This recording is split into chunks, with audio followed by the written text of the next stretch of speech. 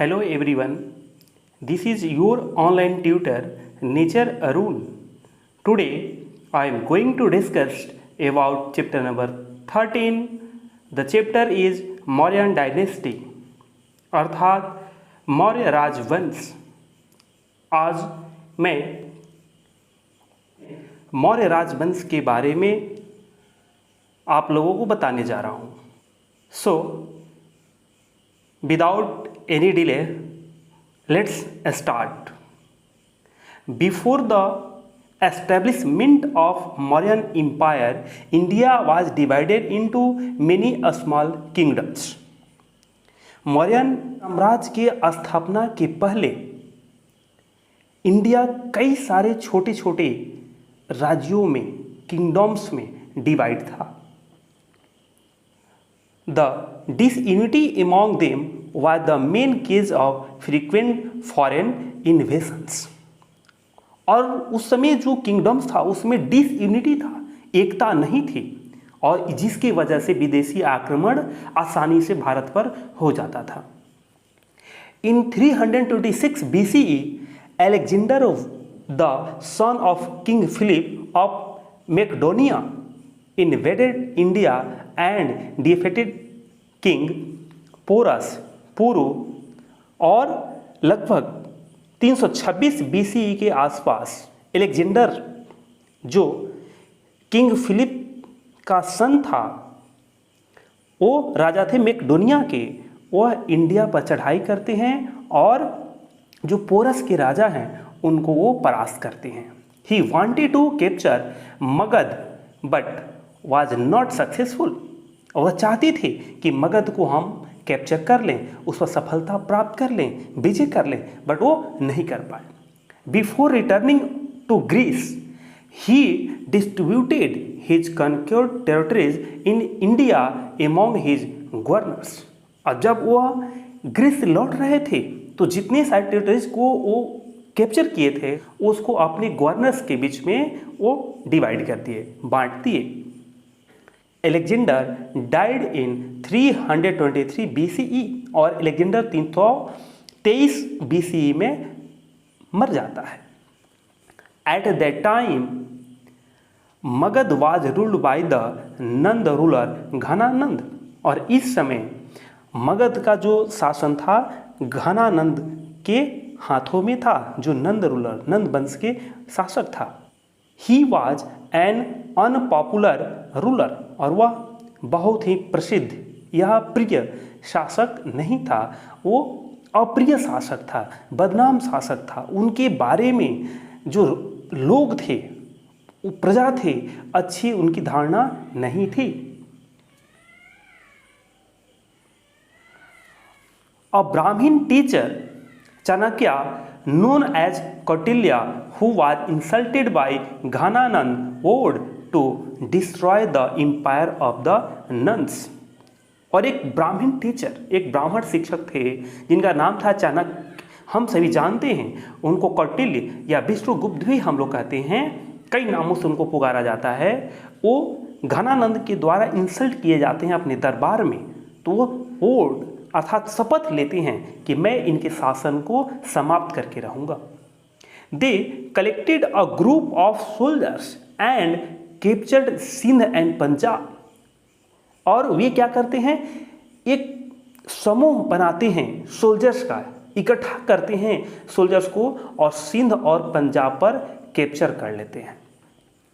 There after they turn towards Magadha and defeated Ghananand and established the Mauryan rule under the Chandragupta in 324 BCE। और उसके बाद वो turn करते हैं मगध की तरफ और घनानंद को हरा देते हैं, उन पर विजय प्राप्त करते हैं और मौर्यन शासन को चंद्रगुप्त के द्वारा स्थापित करते हैं 324 BCE में। Our knowledge about Chandragupta's early life is very limited, और चंद्रगुप्त के बारे में जो हमारी ज्ञान है, जानकारी है, वो बहुत ही लिमिटेड है, कम है। The main source of information is Indica by Megasthenes who was an ambassador, of the Greek ruler Seleucus Nicator in the court of Chandragupta Maurya. और उनके बारे में जो थोड़ा जानकारी मिलती है वो मेगास्थनीज के द्वारा एक बुक लिखी गई है इंडिका। ये बहुत ही इंपॉर्टेंट बुक है, पूछा जाता है who wrote the book indica, तो हम तुरंत उसको बताएंगे मेगास्थनीज। और मेगास्थनीज कौन थे? तो एम्बेसडर थे, राजदूत थे किसके? जो ग्रीक के एक शासक थे सेल्यूकस निकेटर, वो उसके एम्बेसडर थे और चंद्रगुप्त मौर्य के कोर्ट में रहते थे।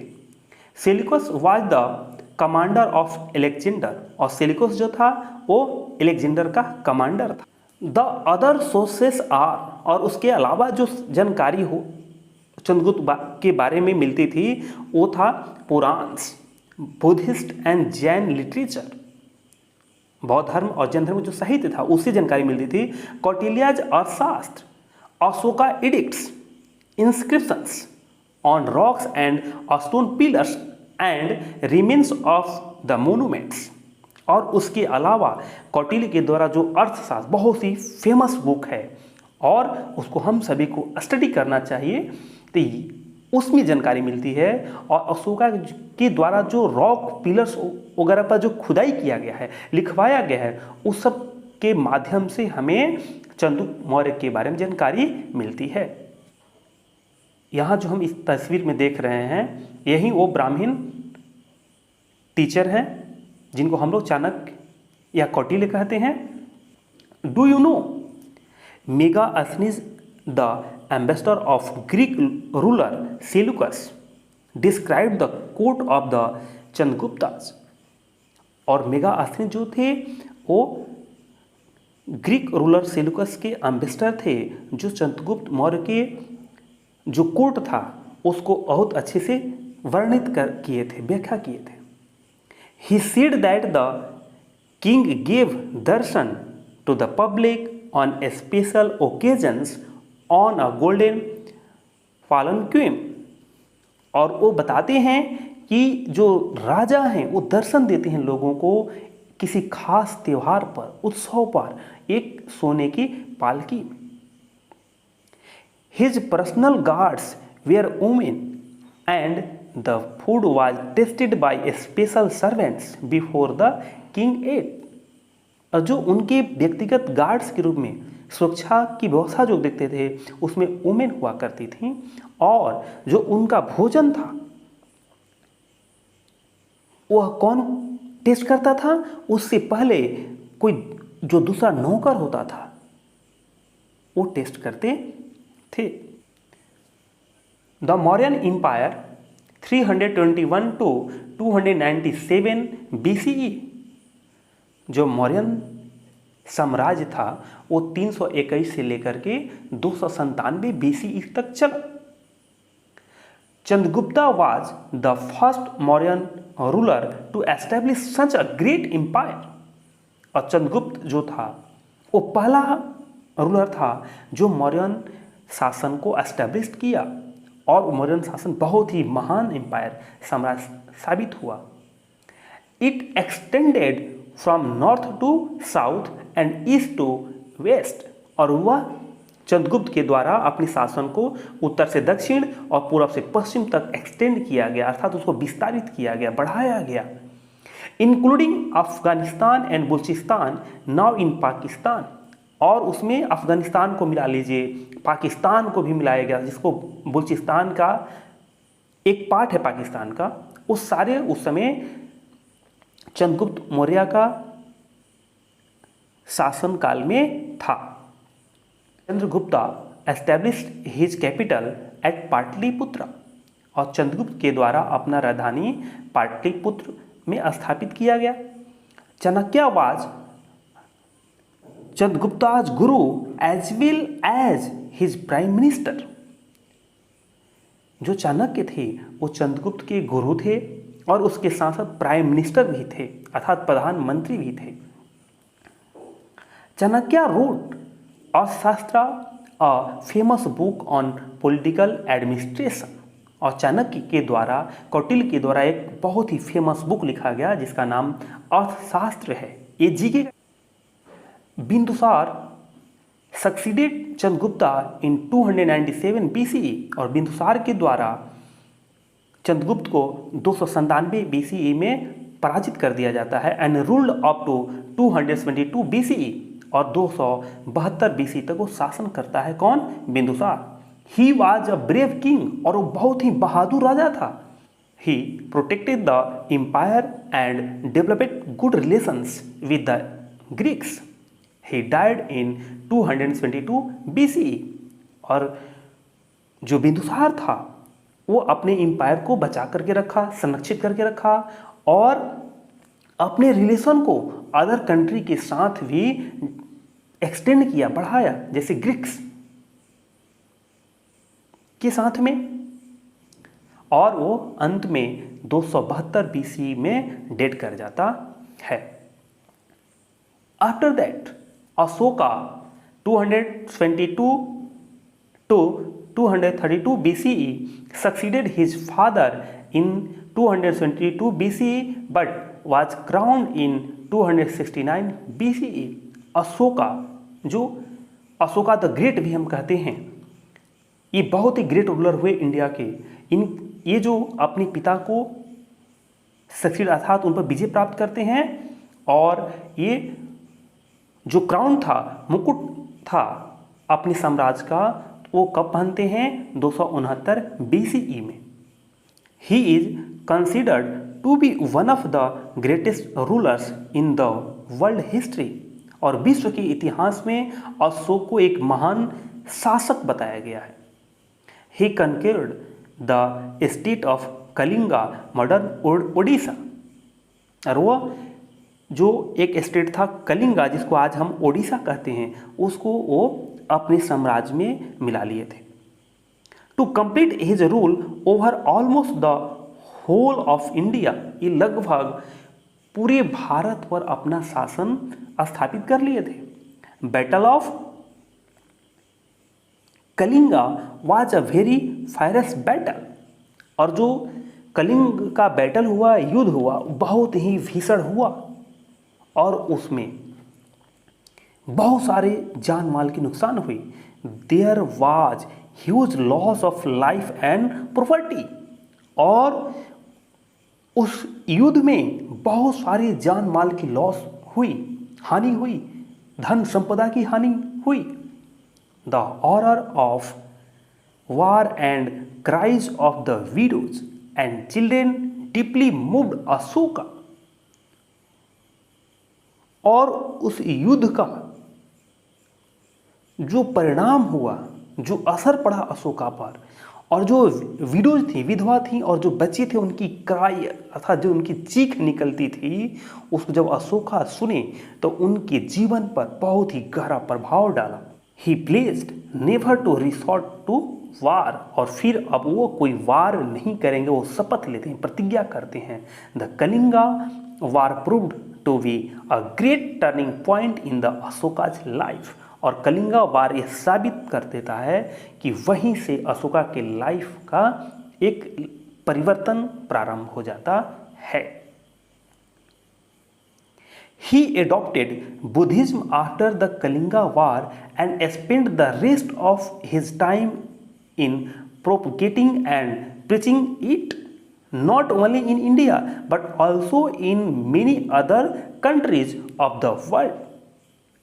और उसके बाद कलिंगा वार के बाद अशोक बुद्धिज्म को एडॉप्ट कर लेते हैं, ग्रहण कर लेते हैं, और उसके बाद वो बुद्धिज्म को प्रचार करने के लिए, उसके उपदेश देने के लिए लग गए, और इंडिया में नहीं इंडिया के बाहर भी उसको प्रोपगेट कराए, प्रचारित करवाए। He advised his sons and great sons not to conquer new countries, अपने पुत्र को और जो ग्रैंड सन्स हैं उनको एडवाइस देते हैं कि कोई अब नए कंट्रीज को हमको अपने में मिलाना नहीं है, उसको समाहित नहीं करना है। They were advised to go in for धम विजय, winning the hearts of the people, और आप धम विजय के लिए आप लोग जाओ और लोगों के हार्ट को जीतो। Ashoka got his teaching engraved on rocks and stone pillars in local language like Kharosthi, Prakrit, Greek and Aramaic. Ashoka अपनी टीचिंग को उकिरवाते हैं, अर्थात वो लिखवाने का, इनग्रेवेड यहाँ क्या, उसको उकेरना, लिखवाना पत्थर पर, स्टोन पर, और उसको लोकल लैंग्वेज में, खरोष्टी में, प्रकृत में, ग्रीक में, अरामिक में लिखवाते हैं।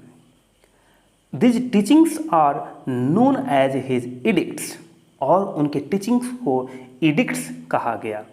अशोकाज बुद्धिज्म और धम्म, a prakrit word for the Sanskrit term dham, which means a moral values। Ashoka Buddhism और धम्म जो ये शब्द था, प्रकृत वर्ड भी जो लिया गया था, जो भाषा थी, for the Sanskrit term Dhamma which means, उसका अर्थ क्या होता है, मोरल वैल्यू अर्थात नैतिक शिक्षा। Is a little different from classical Buddhism, और इसमें थोड़ा सा क्लासिकल जो बुद्धिज्म हुआ उसे डिफरेंट था। Two main features of Ashoka's dhamma related to the social and ethical code of conduct are, और जो दो मेन फीचर्स था अशोका धम्म का, वो रिलेटेड है सोशल और इथिकल कोड ऑफ कंडक्ट से, जो सामाजिक और नैतिक हमारी कोड ऑफ कंडक्ट है उससे जुड़ा हुआ है। Number 1, everybody should serve parents, care and love all living creatures and animals, follow and adopt the path of truth, be kind to slaves, servants and workers, respect all elders, Brahmins, teachers, monks, follow non violence, have tolerance and piece.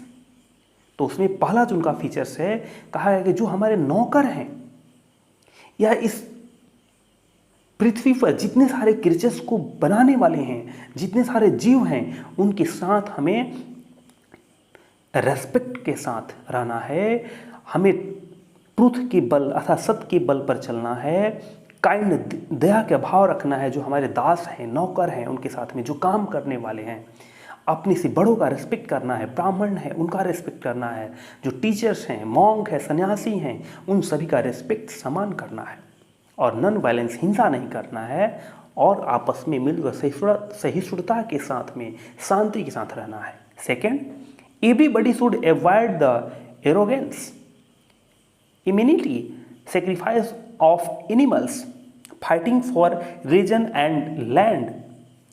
और बताया गया कि सभी लोगों को ऐसा प्रयास करना चाहिए कि आपस में घमंड, शत्रुता का भाव नहीं रखना चाहिए, जानवरों का बलि नहीं चढ़ाना चाहिए, और एक दूसरे को रिलीजन के साथ लड़ाई झगड़ा नहीं करना चाहिए, चाहे वो लैंड के लिए हो या रिलीजन के लिए हो, मेरा रिलीजन बड़ा है, मेरा, ऐसा नहीं करना चाहिए। He wanted that his people should live in harmony with each other, और वह चाहते थे, कौन, अशोका, कि जो उनके लोग हैं आपस में मिलजुल करके रहें। ही रेस्पेक्टेड एंड पेट्रोनाइज्ड ऑल रिलीजन्स, और वो सभी रिलीजन का आदर करते थे और उनका रक्षा भी करते थे।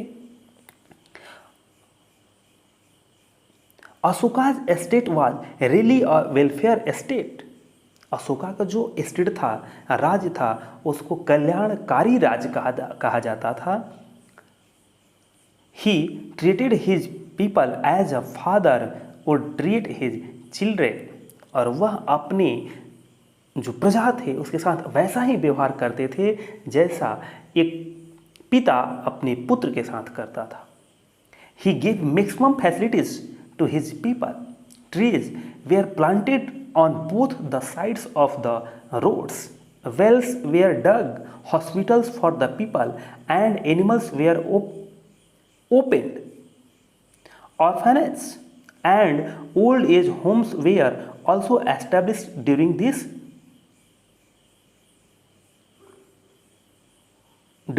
his rule। और अशोका के द्वारा कई सारे ऐसे एक्टिविटीज किया गया, जैसे रोड के दोनों तरफ प्लांट्स को लगवाना, कुएं खोदवाना, अनाथालय की व्यवस्था करना, ओल्ड एज जो लोग होते हैं उनके लिए व्यवस्था करना, ये सारे जो इम्पोर्टेंट काम था वो अपने लोगों के लिए किए। ही अपॉइंटेड धम्म महामाता, और वो धम्म महामाता का एक पद हुआ करता था, उसको भी उन्होंने अपॉइंट किया, नियुक्त किया। Who went from place to place teaching people about dhamma, और वो अपने धम्म के बारे में टीचिंग करते थे। कौन? धम्म महामाता। वो एक जगह से दूसरी जगह जाते थे और लोगों को बताते थे। Now administration, the Mauryan administration was run under the guidance of Chanakya. जो मौर्य का राजवंश था उसमें शासन व्यवस्था चाणक्य के निर्देश में ही चलता था।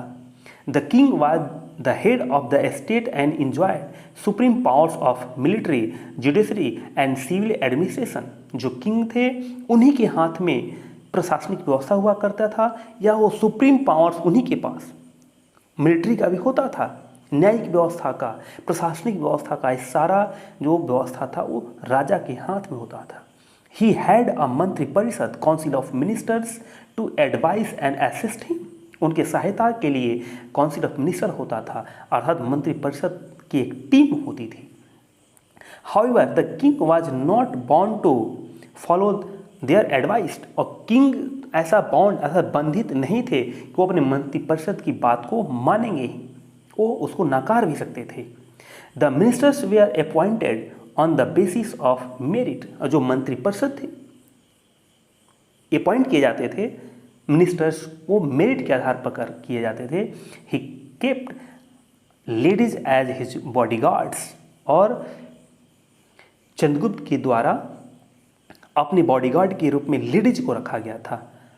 अमात्य, महामात्रा, adhyaksha, purohit, senapati, yuvraj were some of the officers in his court, और चंद्रगुप्त के कोर्ट में कई सारे अन्य पद था। अमात्य, महामात्रा, अध्यक्ष, पुरोहित, सेनापति, युवराज, ये सारे भी उनके कोर्ट में थे। There was a very efficient espionage system, और उनके शासनकाल में एक जासूसी का या गुप्तचरी का बहुत ही अच्छी सिस्टम या पद्धति थी। The whole empire was divided into smaller units for efficient administration, और पूरी उनकी साम्राज्य छोटे छोटे यूनिट में डिवाइड थे, जिससे प्रशासन की व्यवस्था बहुत ही स्मूथली अच्छे से चल सके। The city administration was under नगराध्यक्ष और नागरिक लाइक द मेयर, और जो सिटी एडमिनिस्ट्रेशन, जो शहर का प्रशासनिक व्यवस्था था, वो नगराध्यक्ष के अंडर में हुआ करता था, जिसको नागरिक कहा जाता था, और कहीं कहीं उसको मेयर भी कहा जाता है। इसको अंडरलाइन किया गया है, ये सारे पॉइंट्स इंपॉर्टेंट हैं, इसको आप ध्यान में रखेंगे। He was help by 30 members, और नगराध्यक्ष को या नागरिक को या मेयर को एक 30 मेंबर्स का ग्रुप होता था जो हेल्प करता था। They were divided into 6 boards of 5 members each, और वो 6 बोर्ड में बटा हुआ था, अलग अलग डिपार्टमेंट में बटा हुआ था, और प्रत्येक में 5 मेंबर्स हुआ करते थे। Each board was assigned different duties to be performed, और डिफरेंट जो बोर्ड था उनका सभी का अलग अलग ड्यूटीज था, अपने अपने ड्यूटी को फॉलो करते थे। The village administration was run by a group of officers, और जो विलेज अर्थात गांव का जो प्रशासनिक व्यवस्था था वो अधिकारियों के हाथ में था। They kept records of the people, collected taxes and maintained law and order in the village, और वे अधिकारी जो होते थे वो लोगों से टैक्स को वसूलते थे और कानून को लागू करवाते थे।